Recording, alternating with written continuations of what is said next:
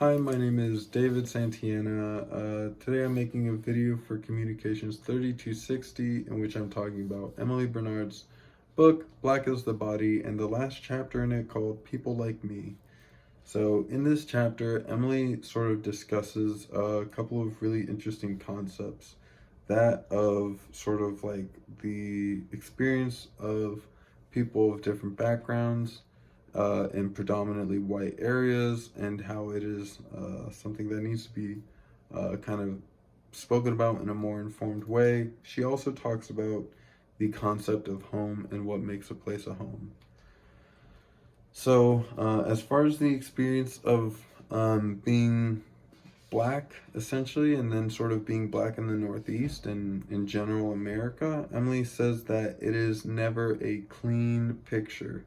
She says that in the South, she felt very at home because, like, it was just a part of her, sort of the racial segregation, the communities that created, and the state of mind that kind of like put her in. It felt familiar to her, and it felt like sort of something she was used to.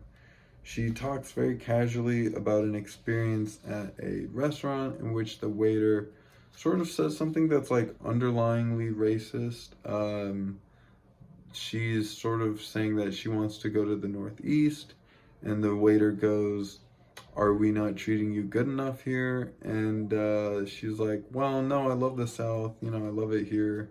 But this is just kind of where I'm being taken, in my life." And then the waiter also asks her friend who's going to California, and he doesn't even make a comment about it. And that just kind of speaks to the experience of being black in the South, where it's like you're expected to sort of be grateful for whatever that is. For Emily, she is grateful for living in the South, but it's not because of the white people. She's grateful for living in the South because of like the history and her family's history and their roots, and the racial segregation that still exists in the South is not one of the things that she's happy about.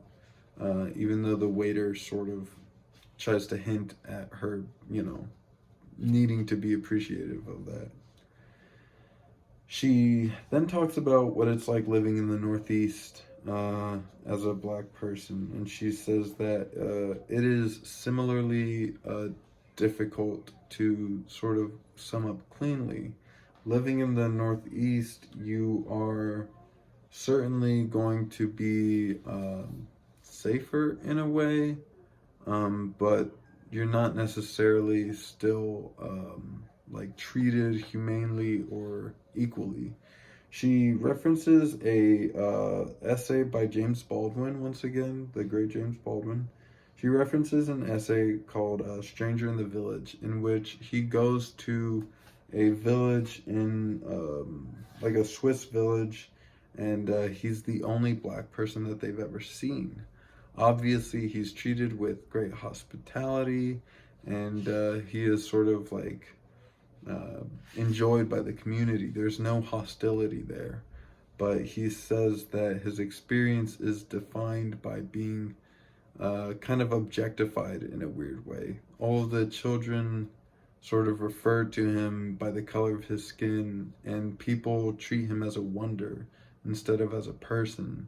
And how in the Northeast, at least in Vermont, she sort of relates to that experience, where she is not necessarily like a part of the community, or she's not necessarily like a person who is given the same kind of expectations of decency and of humanity. She is sort of more it's just more complicated in a way. And some of the examples that she gives is that while the Northeast was like, or Vermont was proudly the first state to vote for Barack Obama, for both of his elections, and they are also the state that has zero black people being victims of police shootings. She says that it is equally um, unpopulated by black people, and black people are underrepresented in Vermont. It is a majority white state. And she also says that proportionally, black people are imprisoned more frequently in Vermont compared to white people, despite there being such a small population of black people there. And so this kind of shows this weird presentation of a narrative that we haven't figured out up here. We work to eradicate this type of things. We acknowledge this and we are progressive about it. But at the same time, it is not necessarily accurate because black people are still receiving racial hate while living in Vermont. And an example that she gives of this is Dr. Larry, who is a speaker and a writer, and he kind of voices the experience of black people living in the Northeast. She says that Larry has an entire stack of letters that he's received from white people in Vermont in which they're sending him death threats and they're sending hateful messages about like just terrible things, and that this is just evidence that the Northeast is not this utopia that she sort of grew up thinking it is. And I think a lot of people grow up thinking that, like, I think it kind of speaks to the whole Great Migration kind of concept, where after slavery was abolished, many black Americans decided to move to the north where abolition was very prominent, and they were expecting to be treated equally up there, but when they get there, they actually realize that this is not that much better. So this kind of speaks to this problem that's underlying and not necessarily talked about, and even maybe hurt over the long term because Vermont has such a positive kind of perception for this. There might even be less reason to act because supposedly they already have it figured out. And how but that's basically a bad thing. And the speaker Larry has to constantly talk about the fact that you need to constantly be aware of this presence of racism and how you constantly need to be working against it to unlearn biases and kind of make it a more positive experience and community for everybody. So that's something that I found really interesting. She essentially feels a little bit like an outsider in Vermont because outside of her family and friends, there's not necessarily like a big community of people that she can relate to. It's very much like here and there you'll find somebody that gets what you're going through, and how ultimately in making a home that is very important is having a community behind you. And so that kind of brings me to the topic of home and what home is to Emily. So Emily talks to a lot of people to find out what they think makes a place home. To her friend Ellie that she talks about at the beginning of the chapter, home is longevity, which essentially speaks to the ability to see yourself stable, to see yourself surviving and thriving there for long periods of time, and possibly even seeing your children surviving and thriving there as well. And that is what makes someplace a home. To other people, she says, so there's this gentleman named Curtis that she talks about in this chapter who says that being black is a place where you are recognized. And that this is a very essential part to him because even though this particular person, Curtis, is recognized in a way that might be demeaning or might be kind of objectifying, he says that he is still recognized and in a way he's known, and that makes it home to him. Essentially, he's a guy who likes to bike a lot and loves nature, but he is consistently being pulled over by the police and questioned more frequently than most people. But ultimately, they just think of him as the black guy on the bike, which is what Emily writes, and how, like, to him, that's sort of good enough. He is recognized, and he no longer has a negative quality associated with him.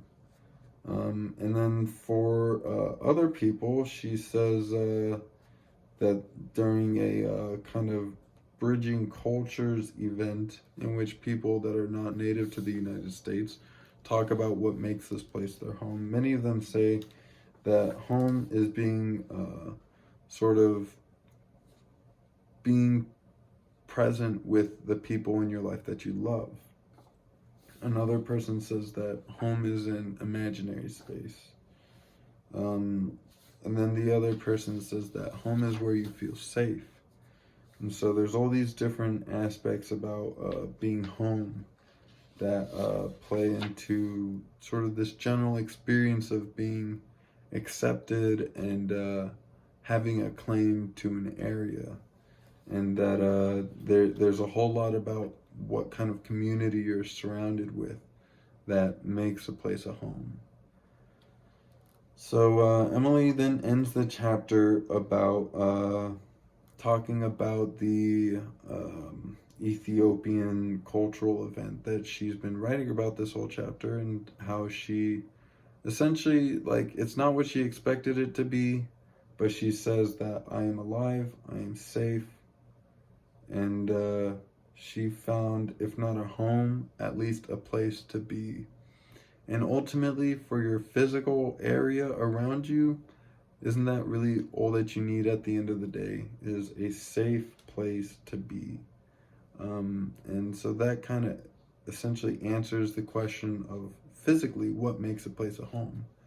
But emotionally, what makes a place a home are the people around you, and how you can kind of see that she's hinting that the Northeast doesn't necessarily provide a home in that way for people like Emily.